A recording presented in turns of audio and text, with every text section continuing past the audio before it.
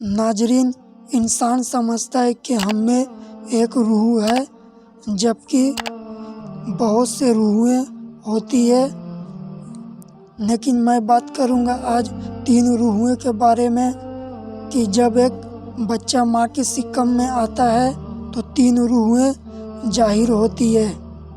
और बात करेंगे इस मसला पे भी कि जब एक बच्चा मुर्दा पैदा होता है तो क्या उसकी जनाजे की नमाज पढ़ाना ज़रूरी है या नहीं। मेरी गुजारिश है इस वीडियो को आप मुकम्मल तक देखें, लाइक करें, कमेंट में अपनी राय दें। अस्सलामु अलैकुम व रहमतुल्लाहि व बरकातहू।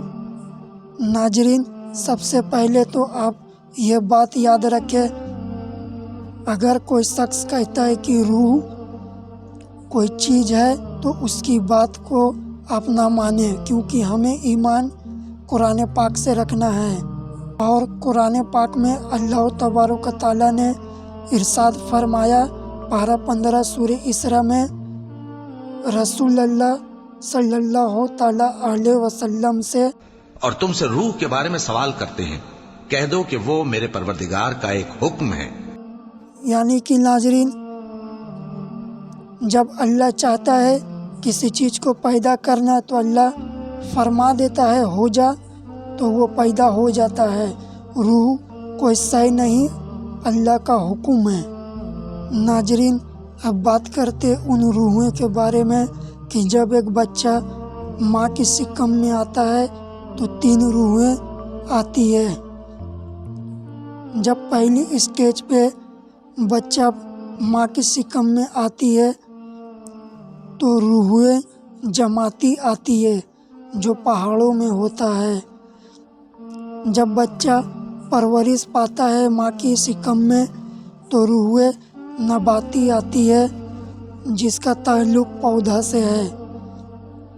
जब बच्चा माँ की सिक्कम में हरकत करता है तो रूहें हैवानियत आती है, जो कि जानवरों में है। और जब बच्चा पैदा हो जाता है और दुनिया में आने के बाद पहली मर्तबा सांस लेता है तो रूहें इंसानियत आ जाती है। ये मुख्तलिफ रूहें हैं और ये रूहें मुख्तलिफ अल्लाह के असगार से होती हैं। ये सैटेलाइट का काम करती हैं। किसी रूह का ताल्लुक़ पहले आसमान से तो किसी रूह का ताल्लुक़ दूसरे आसमान से, तो किसी रूह का ताल्लुक़ तीसरे आसमान से, तो किसी रूह का ताल्लुक़ चौथे आसमान से है। नाजरीन, यही वो अरवाह है जो कभी सौदा इकराम से मुलाकात करती है, तो कभी अंबिया इकराम से, तो कभी औलिया अल्लाह से मुलाकात करती है, तो कभी अल्लाह के कुर्ब से मुलाकात करती है। नाजरीन, अब बात करते हैं कि अगर एक बच्चा माँ की सिक्कम से मुर्दा पैदा होता है तो क्या उसकी जनाजे की नमाज पढ़ाना चाहिए या नहीं। तो नाजरीन देखिए, जो बच्चा दुनिया में आता है, 1 सेकंड भी अगर सांस ले लिया और उसका इंतकाल हो गया तो उसकी जनाजे की नमाज वाजिब है।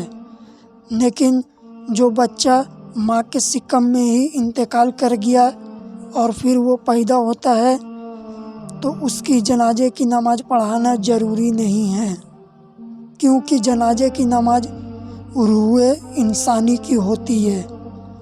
उम्मीद करते हैं आप लोगों को पसंद आया होगा ये वीडियो। लाइक करें, वीडियो शेयर करें, कमेंट में अपनी राय दें, चैनल सब्सक्राइब करें। अस्सलामु अलैकुम व रहमतुल्लाहि व बरकातहू।